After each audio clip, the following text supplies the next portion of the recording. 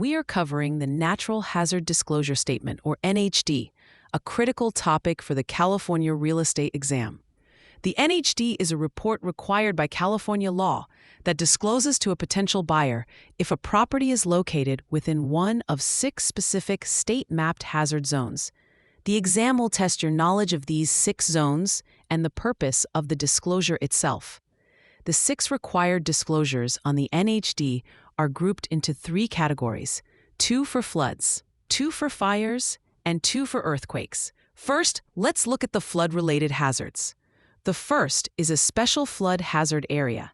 This is a zone designated by FEMA, the Federal Emergency Management Agency, with at least a 1% chance of annual flooding.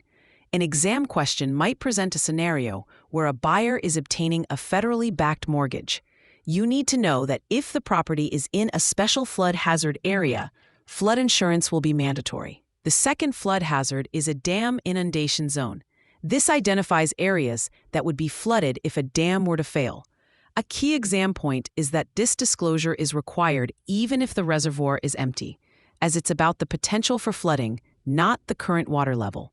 Next are the 2 fire hazards. One is the Very High Fire Hazard Severity Zone. These are typically areas within city or county jurisdictions where conditions like terrain and vegetation create a high potential for wildfire spread. The other is a Wildland fire area, also known as a state responsibility area, where the state has the primary financial responsibility for preventing and suppressing fires. For the exam, remember that properties in these zones are subject to specific fire prevention measures, such as maintaining a defensible space of at least 100 feet around structures. Finally, we have the 2 earthquake-related zones. The first is an earthquake fault zone, established by the Alquist-Priolo Act.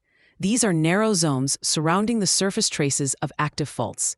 The exam will expect you to know that construction of most structures for human occupancy may be restricted within these zones. The second is a seismic hazard zone, which covers areas prone to liquefaction or earthquake-induced landslides.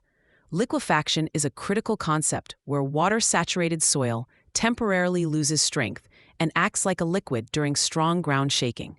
A common point of confusion tested on the exam is the difference between the Natural Hazard Disclosure Statement and the Transfer Disclosure Statement, or TDS. The NHD is about disclosing mapped potential hazards in the area, often identified by a third-party report.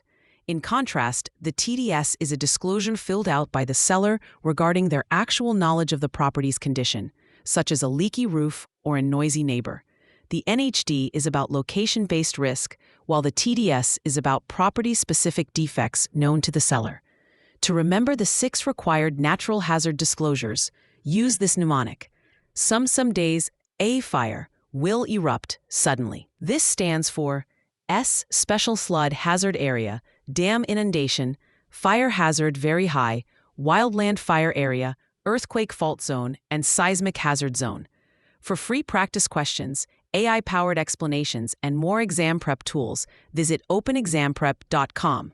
That's openexamprep, all one word, .com.